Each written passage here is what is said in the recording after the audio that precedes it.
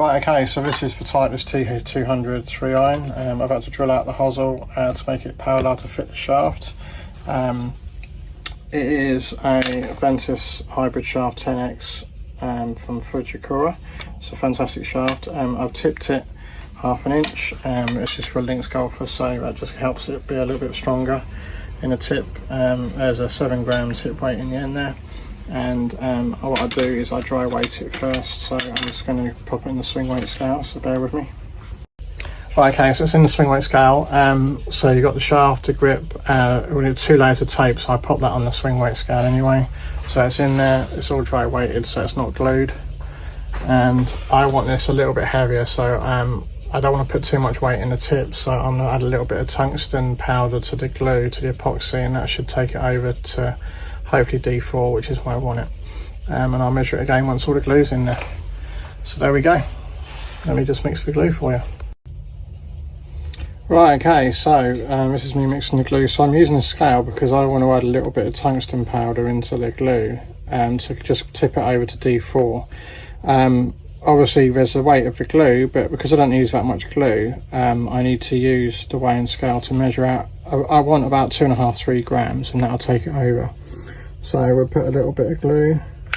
So obviously that's nearly 2 grams worth of glue. Well, look at that, 2 grams exactly. So we're going to mix that in.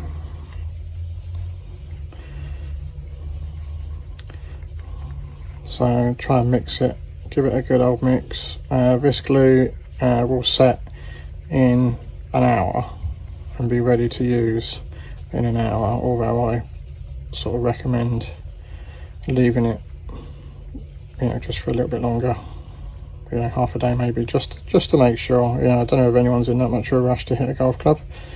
Okay, so that's nicely mixed.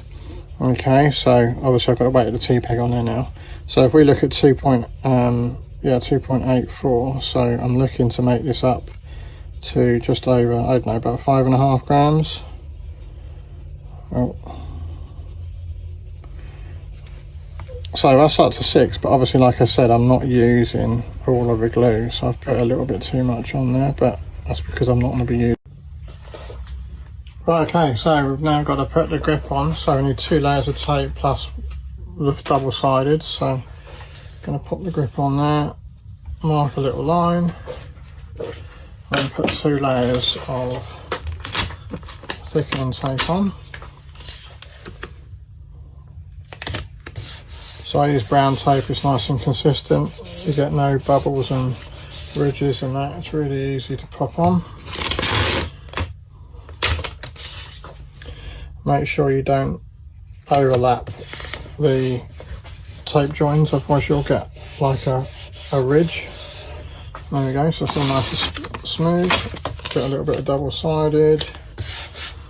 Again, no ridges.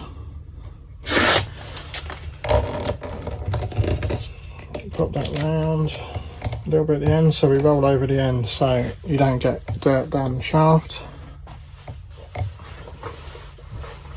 And we get the grip, a little bit of white spirit in there, pop it in there, slide that over. This grip's been reused, so I'm going to give it a clean in a second, make sure it's all lined up, and there we go. Right, okay, so we're going to turn down the ferrule now, so always put a little bit of tape to protect the shaft. This is a ferrule, and we need to make sure there's no bumps here. It needs to be nice and smooth.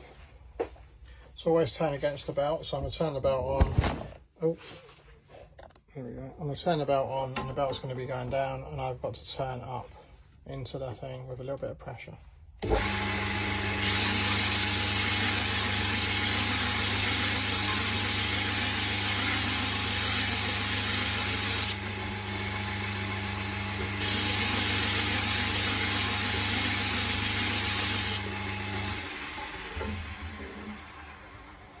There we go, that's all nice and smooth now. I just need to get the acetone on it and clean up that hosel a little bit more. Right, okay, so I'm going to use this thing here. I'm going to put acetone onto that cloth, and I've cleaned up the hosel, so the hosel's nice and shiny. Just need to make the ferrule nice and shiny now. So a bit of acetone on there. Pop that in there. And you can see all nice and shiny now. And there we go. Final swing weight and we're off and running.